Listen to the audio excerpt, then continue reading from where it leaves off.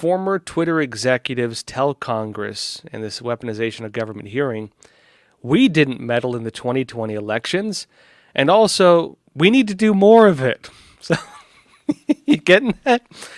We did not interfere in the 2020 elections, but also we did not interfere enough in the 2020 elections or in more elections, right? That's basically what they're saying.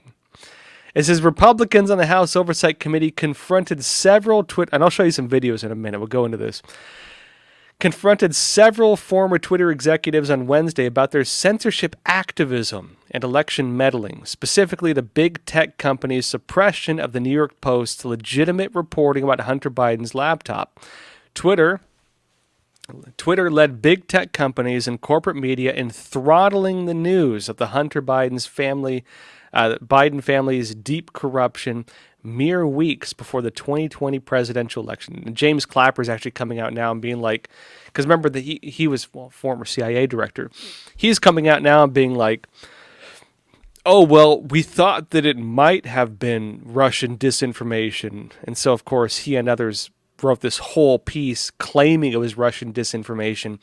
And then you had Twitter and Facebook and other companies go on a mass censorship spree where they were silencing legitimate news coverage on Hunter Biden's laptop. Really, in my opinion, collusion and corruption between big government, frankly, the whole intelligence community, and big business.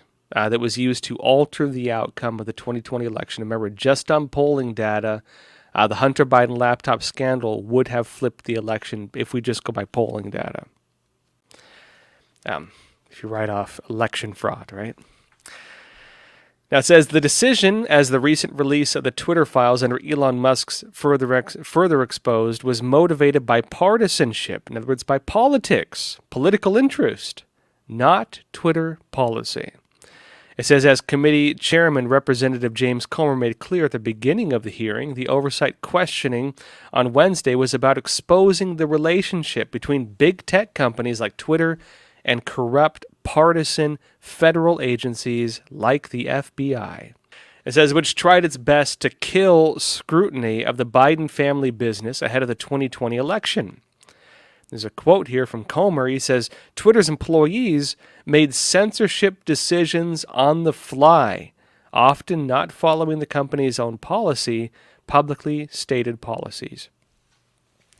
It worked hand in hand, Twitter, with the FBI to monitor the protected speech of Americans receiving millions of tax dollars to do so. You getting that?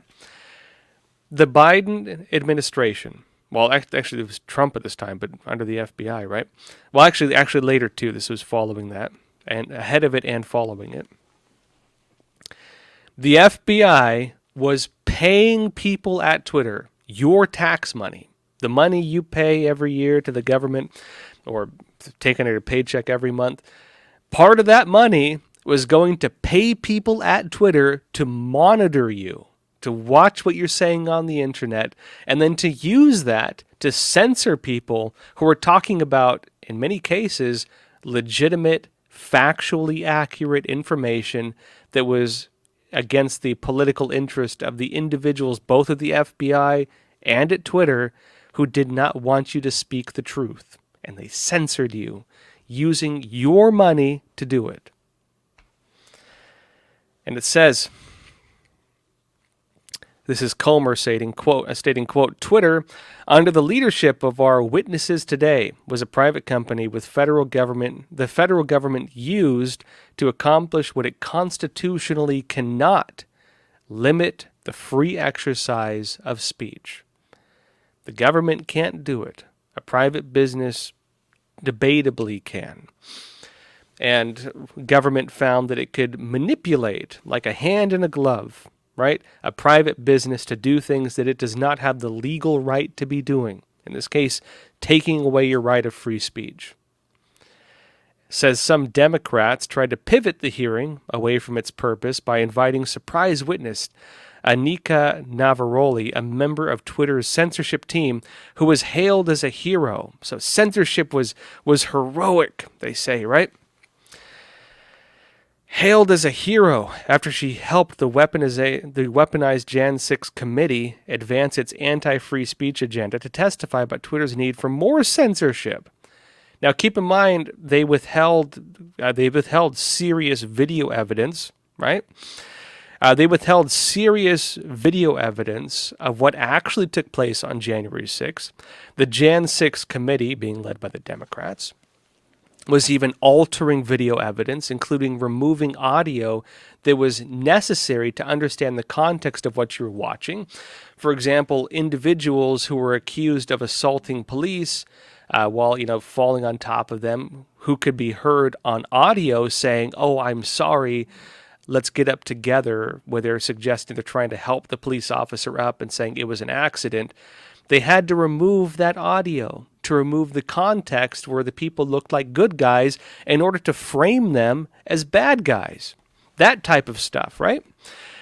Altered evidence, manipulated video, withheld video evidence, and they're being hailed as heroes for doing it.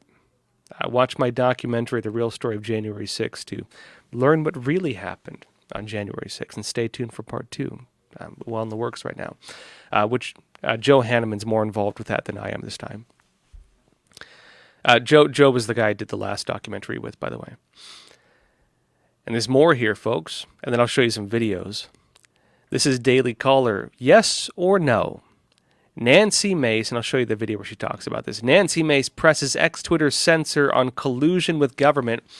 This is Republican South Carolina Representative Nancy Mace, who pressed former Twitter chief legal officer Vijaya Gadde over the company's censorship policies during the House Oversight Committee's Wednesday hearing on Twitter's role in suppressing the Hunter Biden laptop story. Mace cornered Gadde on her communications with government officials, forcing her to affirm whether or not she had been in touch.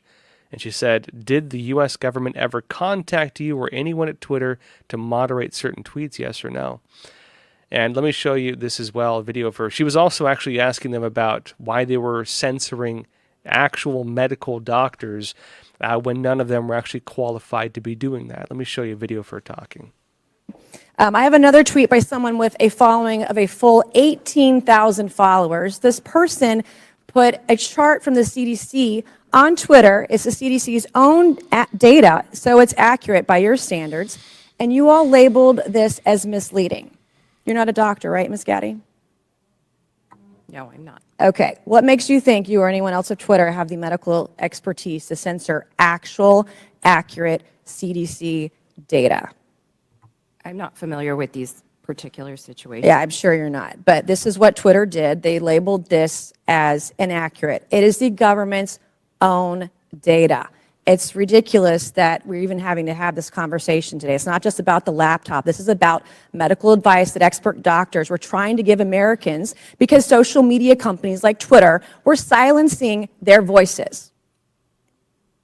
I have another question, my last one for you, Ms. Gadde. Did the U.S. government ever contact you or anyone at Twitter to pressure Twitter to moderate or censor certain tweets? Yes or no? We have a program. Did the U.S. government ever contact you or anyone at Twitter to censor or moderate certain tweets? Yes or no? We receive legal demands to remove content from the platform from the U.S. government and governments all around the world. Those are published on a third-party website, and anyone can review Thank them. God for Matt Taibbi. Thank God for Elon Musk for allowing to show us in the world that Twitter was basically a subsidiary of the FBI, censoring real medical voices with real expertise that put real Americans' lives in danger because they didn't have that information. Now, keep in mind, this is just the first hearing. This is just one of many to come. We're going to be hearing a lot more like this. Let me show you some of the other stuff that came out. Matt Gaetz was calling out another individual for this revolving door in Washington. He notes the recent video from Project Veritas, where Project Veritas was talking to different individuals. One of the individuals was a Pfizer scientist. Remember the guy who was talking about directed evolution and stuff? One of the things that individual talked about was the revolving door between business, like the big pharma, and government, where people go they leave government, they go into big pharma, they leave big pharma, they go into government. And how this ecosystem has created a type of special interest. There's a revolving door between senior officials at the DOJ and the lobbying profession. Do you think that that gives the public more or less trust? There are rules governing what employment, and this is based on my understanding, I've been government for 15 years, governing what post-government employment can be. One, what individuals' actions can be once they're employed elsewhere, but also what they're allowed to do. Lobbying is influence peddling, and you are the principal at the Raven Group, which is a lobbying firm. And I would observe the reporting of Project Veritas, where Jordan Tristan Walker, who's a director of research and development, said on a recording, one of the things we're exploring is why don't we just manipulate COVID ourselves, mutate COVID via directed evolution? Pfizer is a revolving door for all government officials. It's pretty good for industry, to be honest. It's bad for everyone else in America.